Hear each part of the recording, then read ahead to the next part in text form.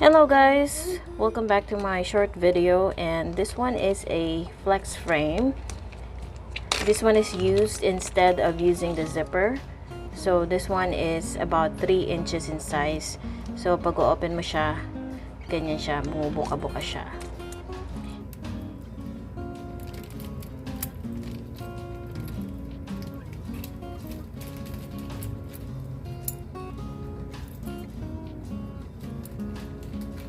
And it comes in different sizes that you can buy online. This is the smallest one that I bought.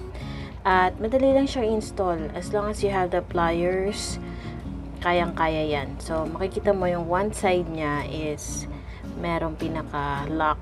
This one, ilalagay mo itong metal. So, this is the metal part na ilalagay dito para ma-lock siya. And then, afterwards, after mo malagay, saka mo ipe-press ito para ma-lock siya.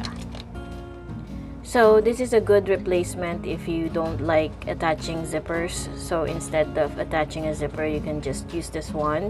I have a few tutorials on how to attach these if you're making coin purses or small stuffs as souvenirs, lalo na malapit na yung holidays. I will show the playlist in the description box.